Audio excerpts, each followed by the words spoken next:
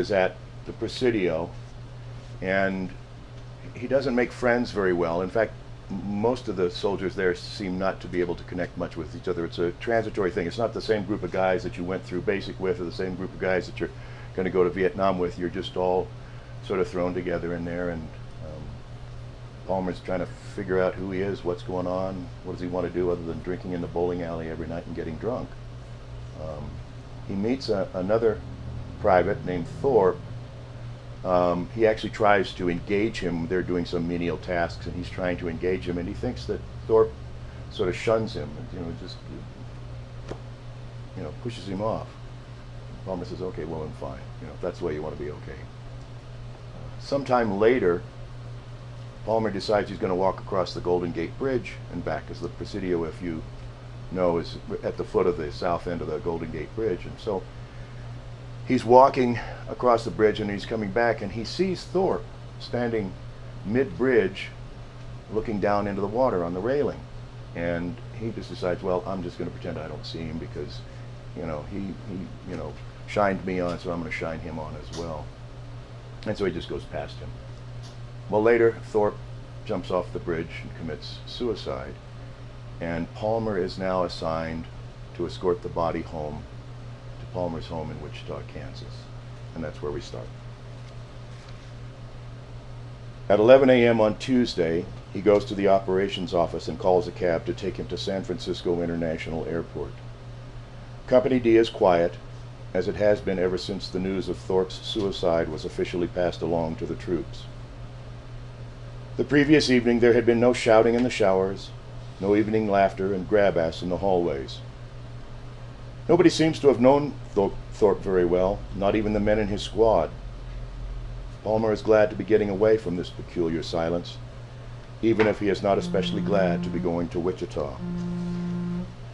At the airport ticket counter, he talks to a clerk who tells him where the coffin will be loaded and allows him to go through a security door to the plane after Palmer tells him he wants to see it loaded for himself to make sure nothing goes wrong.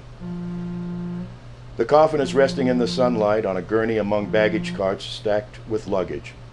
Two handlers wheel the coffin to a conveyor belt and slide it on. The coffin rises toward the dark doorway in the belly of the plane, where two gloved hands reach out to drag it in.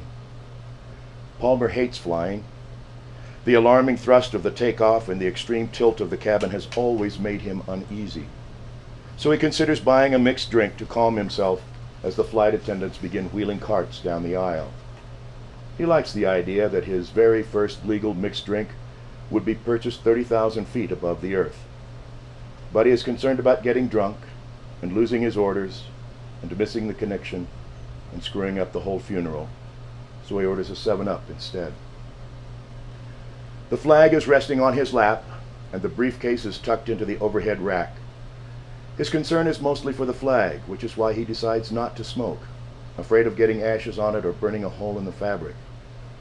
When turbulence jostles the plane, he worries about spilling his soft drink on the flag, and he drinks the pop quickly. He makes himself sleep as much as possible, though it's mostly a doze, the annoying hydraulic sounds of the plane continually pulling him back to consciousness. When the air pressure begins popping his eardrums, he wakes up and looks out the window and sees the scattered nighttime lights of Wichita below. He lifts the flag from his lap and brushes at it and begins going over the next few things he has to do. Spec 4 Kroner was right. There is nothing to this. Once off the plane, he will find the loading dock and sign the coffin over to the mortician, and after that he will go outside and find a cab and tell the driver to take him to the nearest Holiday Inn.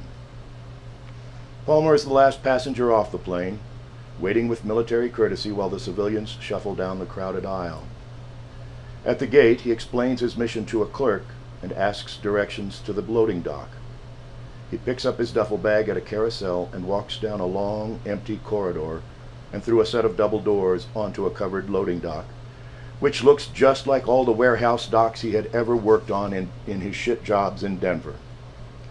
The air is hot here, thick, and feels damp. Thorpe's coffin is resting on a lone gurney in the middle of the otherwise empty dock. An American flag has already been draped over it. Surprised, Palmer wonders who could have done that. The baggage handlers further along the dock? What is he supposed to do with the flag under his arm? A shining gray hearse arrives and makes a circle on the concrete driveway outside the building and begins backing up to the dock.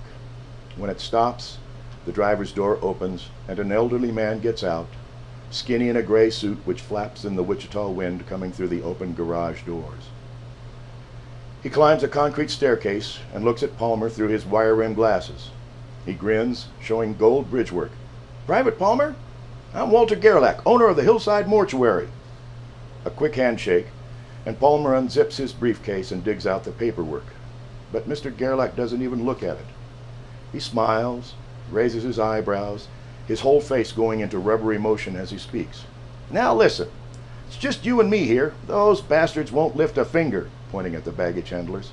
"We're going to have to slide the coffin into the car ourselves." Palmer drops the papers back into his briefcase and holds up the tri-cornered flag. "I was told to drape this over the coffin as soon as I got here."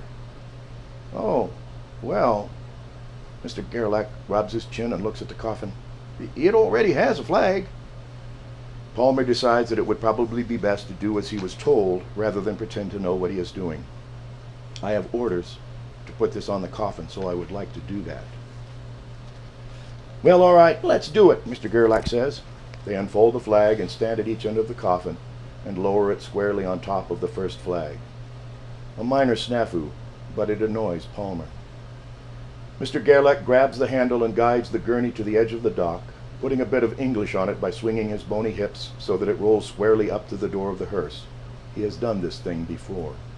"Give it a shove," he says, hopping to the floor.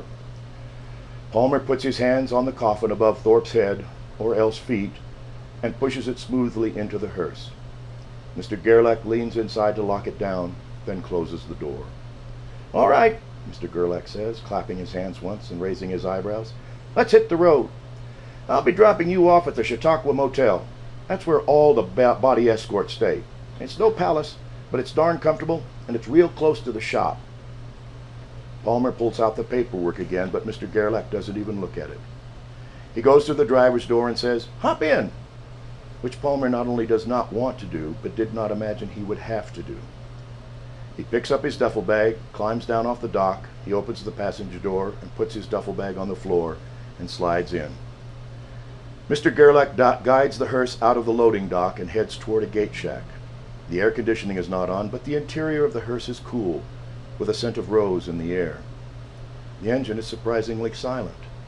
This is the first time Palmer has ever ridden in a Cadillac. Mr. Gerlach waves at the guard who waves him on through. As they head toward the road which will take them into Wichita, Mr. Gerlach looks over at Palmer and says, "You're a military policeman, is that right?" "Yes, sir." "You don't look very tough for an MP." An appalling observation, but Palmer knows it's true. 6'1", 160 pounds, he has the face of a teenage boy. But he has to say something. So he says, "When you have a .45 caliber pistol on your hip, you don't need to be tough." Mr. Gerlach raises his chin, peels back his lips, and laughs aloud.